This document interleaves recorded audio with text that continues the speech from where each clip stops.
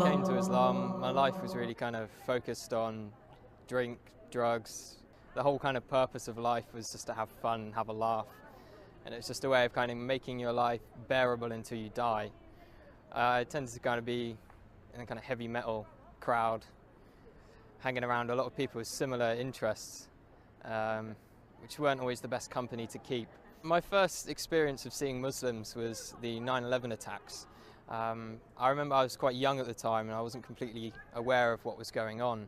In fact, I ran to one of my friends after seeing the news report and I told him that the tourists had declared war on America because I'd never heard of terrorists before.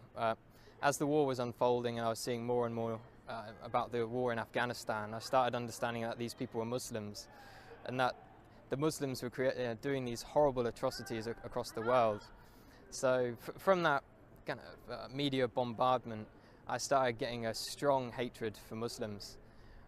So much, in fact, I tried to join the army 3 times with the goal of wanting to go over there and kill as many of these people as I could, to do my bit for the country and to make it a bit safer for my family.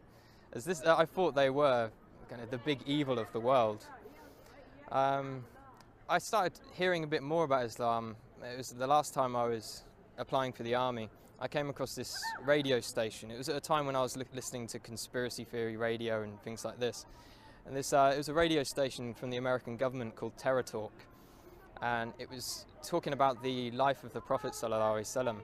And it just didn't sound right to me that people would follow him from all these evil things they were saying about him. So I started to question what Muslims believed at that time. I was on a spiritual search anyway.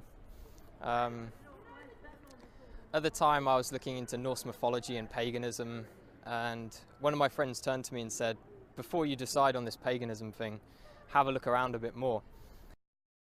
And then I eventually picked up the Quran from my college. When I had it, I actually thought I was picking up a terrorist handbook, and I was a bit worried that MI5 were going to come after me as soon as they saw me take it out of the library. But as soon as I started reading the book, it hit me immediately, and I couldn't stop reading it. It sank deep into my heart. And as I kept continuing through the different surahs, I remember reading about the people in the fire having boiling water to drink, burning their throats. And as I could read this and I was living this awful life, I could feel my throat burning, and I could feel kind of how real this thing was and how I had to change. The first day I went to the mosque, I spent all day there reading, and my mum called me in the evening and asked me, where had I been all day, and I said I was at a mosque. She's like, what? No, you can't be at a mosque, you're a Christian. Christians don't go to mosques. And she was very, very shocked and thought I was going down a bad path. That was my mum's original reaction. After a while she started to accept it. She'd done a lot of crying. I'm not too sure why she was crying. I think she felt I was rejecting everything she'd taught me. A lot of people say when they find Islam, it's as if they've come home. And that's just the feeling I get. It's as if me in the past wasn't me at all. I was being controlled by something else. Only good things have happened since I've become Muslim. My life is sorted out, and I've never had so much going on in my life at one time.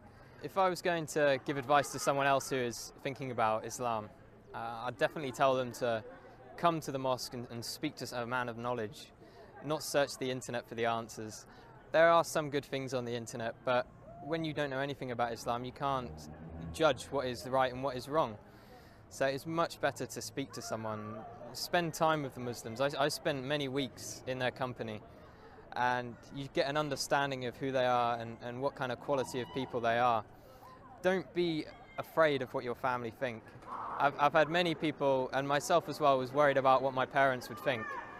And at the end of the day, Islam is for you, it's for you. You can just hope the best for your parents will come afterwards. Allahu Akbar, Allahu